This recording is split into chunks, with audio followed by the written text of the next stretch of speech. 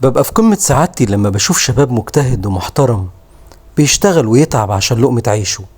النهاردة قابلت شاب جميل جدا من ذوي الهمم اسمه طارق. طارق بيعمل خضار تحفة، كل الخضروات اللي بتحتاجها ست البيت طارق بيعملها بإيده. بصراحة شاب جميل جدا من الفيوم، بيخش القلب على طول. تعالوا نتعرف عليه ونشوف هو بيعمل ايه، ولازم كل الناس تشجعه، وياريت تقولوا له كلمة حلوة في التعليقات. يلا نتعرف على طارق.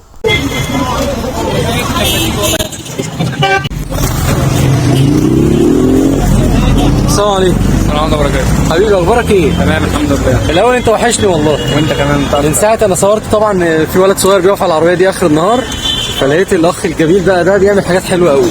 الاول بس عرفني بنفسك. طارق محمد محمود. منين؟ من الفيوم بس ساكن في مدينة نصر. بسم الله ما شاء الله. بس فيومي اصلا. انا فيومي. منين من الفيوم؟ مركز طمية. احلى تحية لاهل الفيوم كلهم والله. قول لي بقى بتعمل ايه؟ بعمل خضار منضف، كوسه وبدنجان منور ولقاس متقطع وشوربة خضار وبسلة بامية فاصوليا ثوم مقشر كرنب مسلوق وجاهز ورق عنب. كل ده انت اللي بتعمله؟ كله تخفيف، كله تخفيف خضار. وبتجهزه كده ما شاء الله. على الاكل على طول. على الاكل على طول. بقالك قد ايه بتعمل الشغلانه دي؟ بقالي 9 سنين. بسم الله ما شاء الله. ربنا يا رب يستر عليك. الناس بتساعد وبتشتري ولا؟ لا بيشتروا. تمام، معايا زباين على التليفون. تمام. ربنا يا رب يستر عليك. ربنا يخليك. قول لي بس ايه امنيتك بقى؟ امنيتي ان البنات يطلعوا حاجه حلوه خالص، ان ربنا يبارك لي البنات يطلعوا تمام. انت متجوز؟ والله عندك قد ايه اولاد؟ معايا حبيبه 13 سنه وحنين 10 وفرح 9. ربنا يا رب يحفظهم لك يا اخي. ربنا يخليك. ربنا يحفظهم لك. مالكش داخله الا الشغلانه دي بس؟ لا هي الشغلانه دي بس. يعني نفسك في ايه؟ نفسي الدنيا تتطور شويه، افتح محل. يبقى محل مش عربيه كده. قول للناس بقى انت واقف فين طيب؟ الحي العاشر مدينه نصر، اول شارع السوق. اول شارع السوق في شارع احمد الزمر ده صح؟ شارع احمد الزمر، اول شارع السوق، على اول شارع السوق من احمد الزمر من بره خالص. ما شاء الله. اول طلعت الكوبري. اول ما تطلعش الكوبري، خش من جنب الكوبري ده كده شارع احمد الزمر اللي احنا فيه. ما تطلعش الكوبري ده، في طلعت كوبري اهو، ده ما نطلعوش. هتخش من جنبه هنا يمين، هتلاقي هو هنا جنب كشك اسمه التوأمان.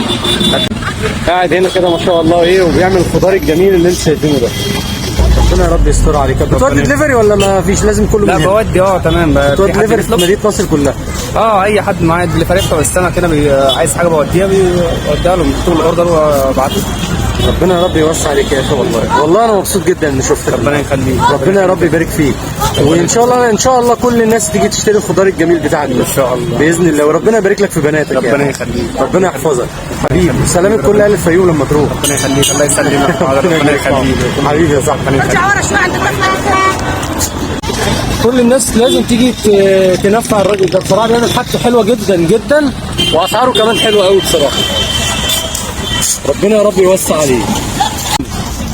وخضره حتى بيعمل الخضره بتاعت الخضره مقطعه كمان هنا، والبسله وشوربه الخضار والكوسه والبتنجان وفلفل. الساعه 8:30 الصبح. الساعه 8:30 الصبح لحد الساعه كام؟ لحد الساعه 12 بالليل. عمره ما كان في يوم بكتر المال، في حد رزقه في صحة وحد رزقه عال، وفي حد رزقه في سترة ورزقه راحة بال. يعني الكمال لله مبدل الأحوال، كل لما يرضى العبد بيزيد من هداه. مليون تحية للشاب طارق المجتهد المحترم اللي بياكل لقمته من عرق جبينه وما سألش حد جنيه.